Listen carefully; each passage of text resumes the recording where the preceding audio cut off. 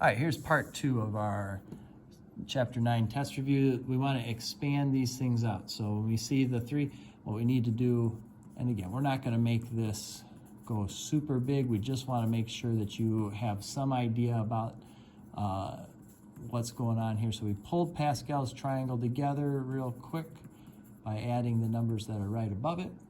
And for the third power, we're going to use this right here. We're going to have a 1, a 3, and then a 1. Okay? Take the first term, 4x, that's going to be to the third power. Then 4x to the second power. Then 4x to the first power. Then 4x to the 0, so it goes away. Then we have 3y. We're going to do 3y to the third power, 3y to the second power, 3y to the first power, and then it's not present in that one. All right, so these are our 4 terms.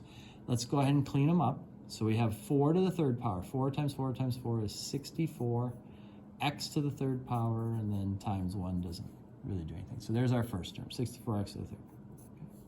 Then we're going to have 4 squared, which is 16. 16 times 3 is 48. And I'm sorry, we got that 3 over there too. All right. And then we're going to do that 48 times this 3 here, which is 144, I believe. All right. X squared, and then y to the first.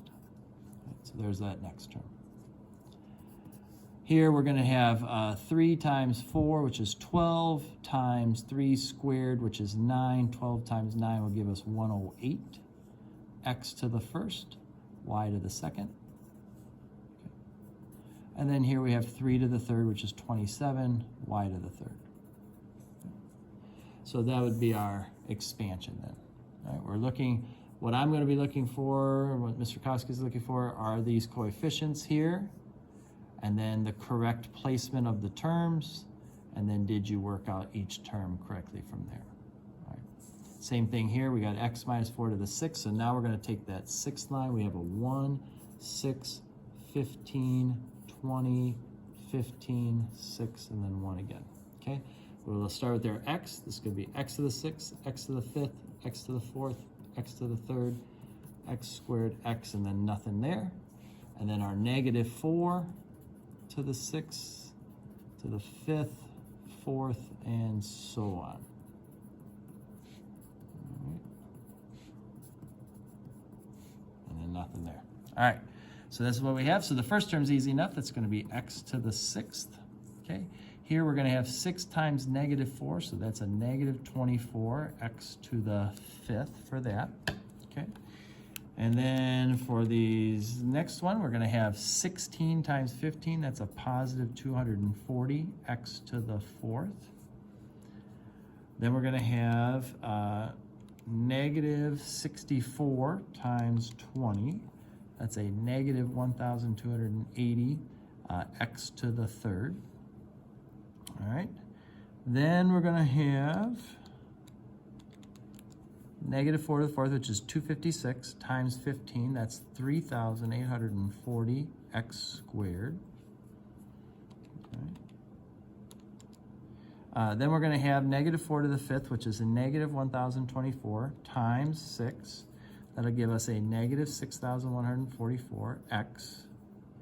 All right, and then the final thing is negative 4 to the 6th power, which is a positive 4,096. So, oof, a lot to do there, but that's what we do for that one. Okay. Number 18 says, when Ann first started her job at South Milwaukee at age 22, she earned $30,500, and then every year after that, she was adding $1,500 to her amount, and she did that for 36 years of work. Okay. So we want to write this sum as the sum of her total wages, right? So what we're going to do is we're going to sum up from the first year to the 36th year that she worked. And we see that the rate, the common difference, is 1,500, so we'll put that down there. And then plus... And what we want to do is be a little careful. The 30,500, we're saying that's year 1. But when we put it into this formula, we want to go backwards to like what year 0 would be. And year 0 would be 29,000. So like year 1 is as if she had already gotten the 1,500, right? That's maybe a way to help understand why that's 29,000 and not the 30,500. But whatever the case, this is the general term for that sequence that we saw, and we're going to add up year 1 to year 36, okay? So now it says, what is her career total earnings? So this is an arithmetic sequence. So we're going to take 36 years divided by 2. The first year was 30,500. As far as the last year goes, we're going to put 36 in for n. So 36 times 1,500 plus 29,000 means at the end she was making $83,000, right? And then take that plus 30,500 times 18. And by the time she retired, in her 36 years,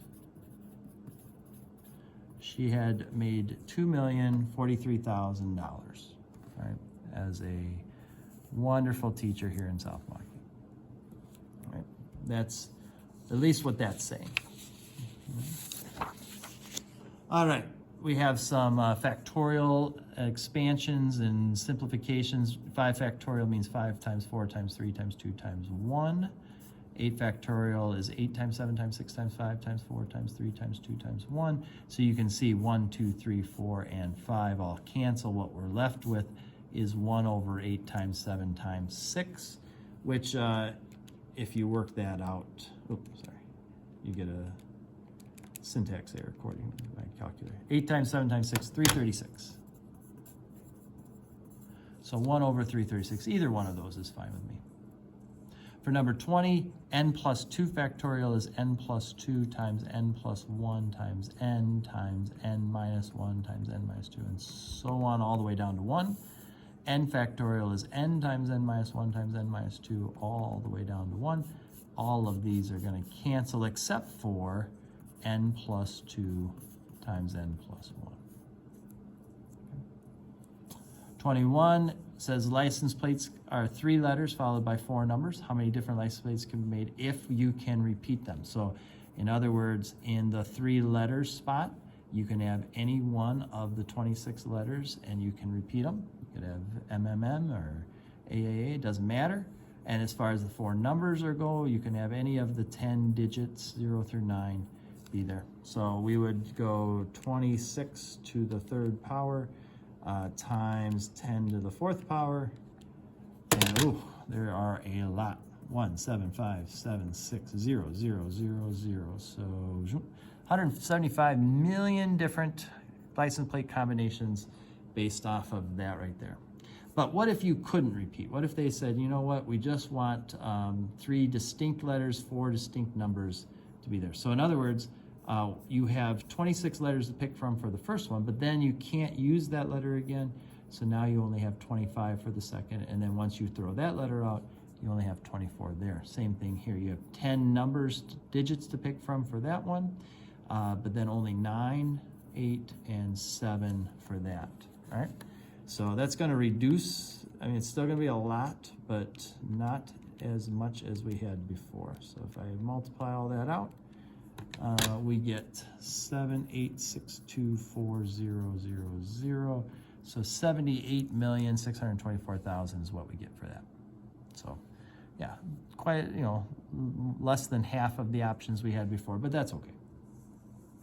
Company has 30 employees, 17 women, 13 men. They need to send 5 of them to a conference. How many combinations can they choose from if any 5 can go? So the idea on this one is that we say, all right, we have 30 people to pick from for the first slot, 29, 28, 27, 26. So we'll start there. But that would assume that it mattered who was first, who was second, who was third, who was fourth, who was fifth, and it really doesn't. They just need 5 people to go to this conference. So what they're going to do then is take those 5 that you picked, and how can you rearrange those 5 people? Well, you can rearrange them in any of 5 factorial ways, right?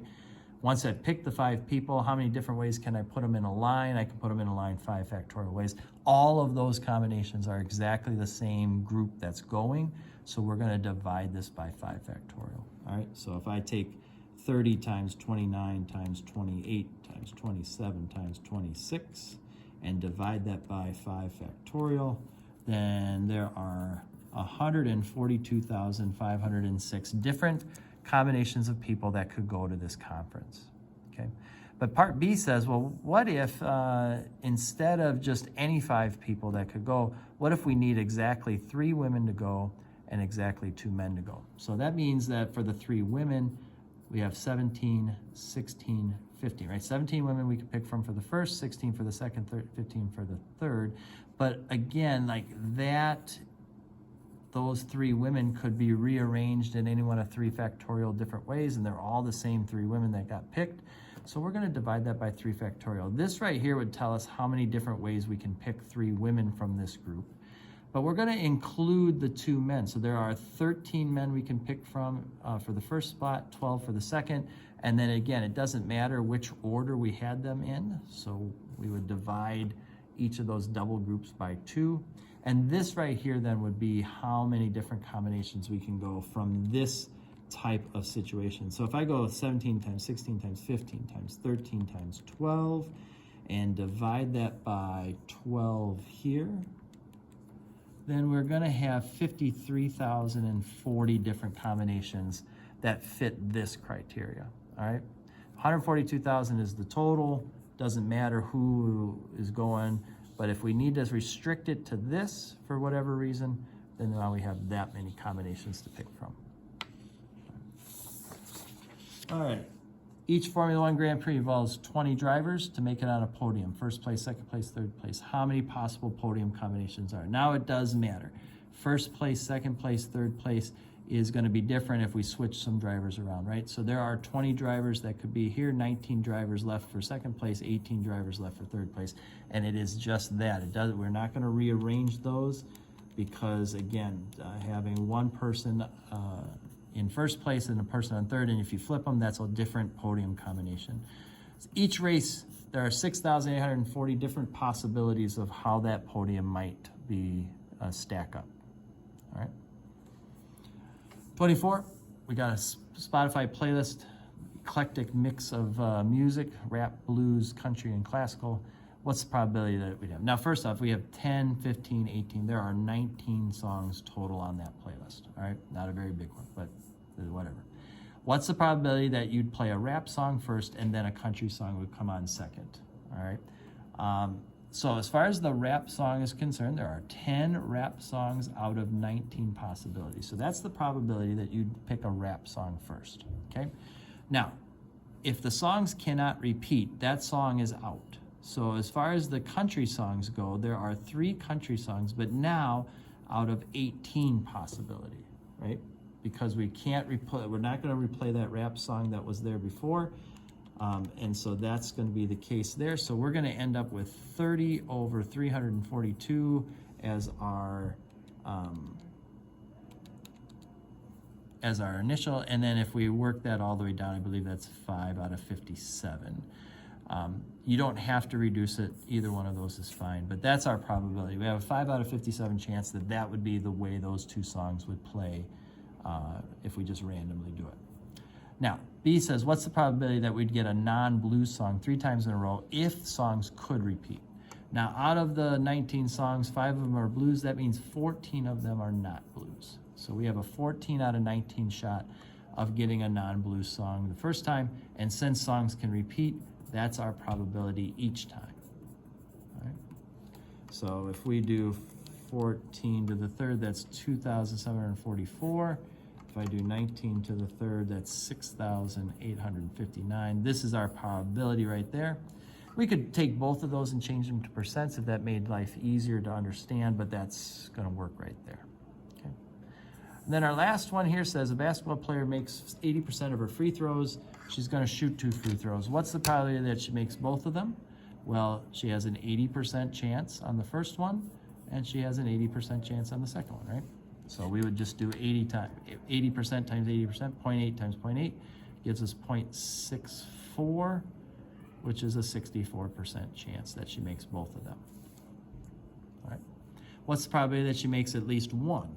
Okay, well that means we'd have to look at what is the probability she makes the first but misses the second, misses the first, makes the second, makes both of them. We could do all three of those and add that up. That is one way to do this. But the probability that she makes at least one is the same as 1 minus the probability that she misses both, right? Like, this is the only thing, missing both of those shots is the only thing that's not included in this, right? And if she has an 80% chance of making her free throws, that means she has a 20% chance that she misses. So what's the probability that she misses both of them? It would be 20% times 20%. And 20% times 20% is 4%. So 1 minus 4% would give us 0.96 or 96%. There's a 96% chance that she's going to make at least one of those free throws if she's an 80% free throw shooter. And again, we went and said the opposite. What's the opposite of this? Missing both of them. What's the probability of that? 4%. All right, well then she has a 96% chance of doing the opposite of that.